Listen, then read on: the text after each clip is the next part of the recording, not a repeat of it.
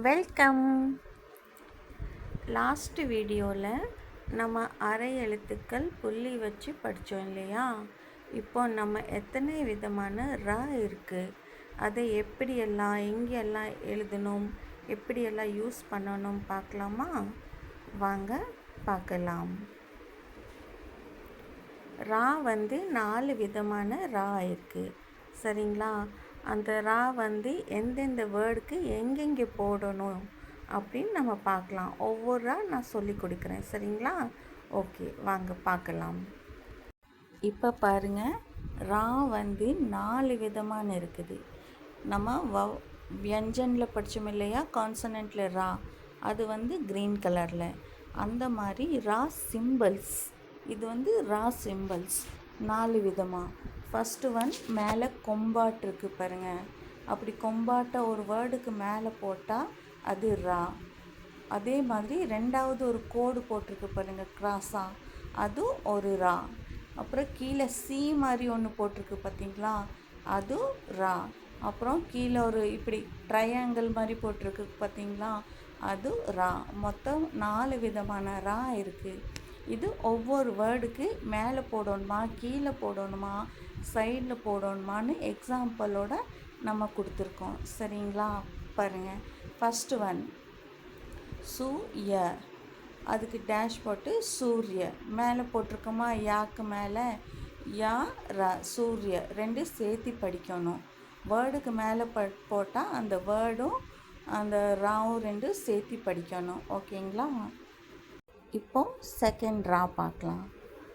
கீழே ஒரு கோடு போட்டிருக்கான், அந்த கோடு எங்கே யூஸ் பண்ணுறது பார்க்கலாமா? இப்போ பாருங்கள், வேர்டு கொடுத்துருக்கேன், க ம, கம். டேஷ், கக்கு கீழே கோடு கொடுத்துருக்குறோமா, இந்த கோடு, இது ரா. க்ர ம, க்ரம். க்ரம் ஆயிடுச்சா? க்ரம்னா வரிசை, சரிங்களா? அந்த மாதிரி இது வேர்டு கீழே தான் வரும். இந்த மாதிரி லைன் இருக்கிற ரா வேர்டுக்கு கீழே தான் வரும், ஓகேங்களா? ஓகே, நெக்ஸ்ட்டு போகலாமா? நெக்ஸ்ட்டு பாருங்கள், ஃபஸ்ட்டு சி. சி மாதிரி இருக்கா இந்த மாதிரி, அது க பா, க பா போட்டிருக்கேன். டேஷ் க்ரப்பா, காக்கு கீழே சி போட்டிருக்கேன் பாருங்கள், அப்போ அது க்ரப்பா ஆயிடுச்சு, ஓகேங்களா? அடுத்தது இந்த முக்கோணம் மாதிரி இருக்குது, அது பார்க்கலாமா? அந்த ரா. ஃபஸ்ட் பாருங்கள், ட ம கொடுத்துருக்கேன். டம டேஷ் ட்ரம். அந்த முக்கோணம் டக்கு கீழே போட்டால் அது ட்ரா ஆயிடுச்சு, அப்போ டம், ட்ரம், சரிங்களா? இப்படி ஃபஸ்ட்டு கொம்பாட் இருக்கிறது மேலே போடணும், லைனாட்டு கோடாட் இருக்கிறது வேர்டு கீழே போடணும், இந்த மாதிரி சி மாதிரி கொடுத்துருக்குறது கீழே போடணும், முக்கோணமும் வேர்டுக்கு கீழே போடணும், ஓகேயா? அடுத்தது நம்ம புள்ளிங்களோட அர்த்தம் பார்க்கலாம். 3 புள்ளிகள் இங்கே கொடுத்துருக்கோம். அந்த ஒவ்வொரு புள்ளிக்கும் ஒவ்வொரு அர்த்தம் இருக்கும். அது எங்கே உபயோகிக்கலாம், எப்படி உபயோகிக்கலாம், எங்கே போடணும், அதெல்லாம் பார்க்கலாமா? வாங்க பார்க்கலாம். ஃபஸ்ட்டு புள்ளிக்கு பேர் இம், சரிங்களா? ரெண்டாவது புள்ளிக்கு பேர் இன், மூணாவது புள்ளிக்கு பேர் இங்கு, சரிங்களா? இந்த 3 புள்ளிக்கும் ஒவ்வொரு பேர் இருக்குது, ஓகேங்களா? வாங்க அது எப்படி உபயோகிக்கிறது, எங்கே எழுதலாம், எங்கே போடலாம் அந்த புள்ளிங்க, வாங்க பார்க்கலாம். ஓகே, ஃபஸ்ட்டு புள்ளிக்கு அர்த்தம் இம். இம் எங்கே உபயோகிக்கலாம்? அம்பர்.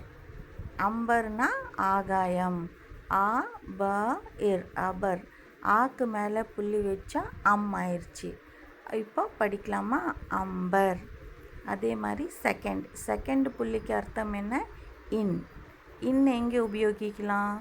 ப த, பாக்கு மேலே புள்ளி வச்சா பந்து. இன் படிச்சிட்டோமா? அப்போது இது படிக்கிறப்போ பந்து. அதே மாதிரி மூணாவது புள்ளிக்கு பேர் அங்கே. அங்கே எங்கெல்லாம் யூஸ் பண்ணலாம், எந்த வேர்டுக்கு மேலே யூஸ் பண்ணலாம் பார்க்கலாமா? இப்போ நம்ம தேர்டு லகூர் கொடுத்துருக்கோம், சரிங்களா? லாக்கு மேலே புள்ளி வச்சா லங்கூர். அந்த புள்ளிக்கு பேர் இங்கு, சரிங்களா?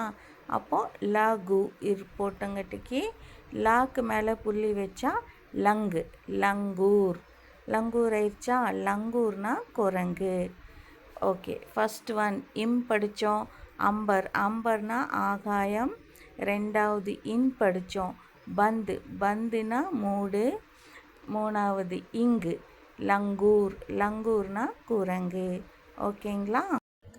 தேங்க்யூ, டாட்டா, பை பை, see you.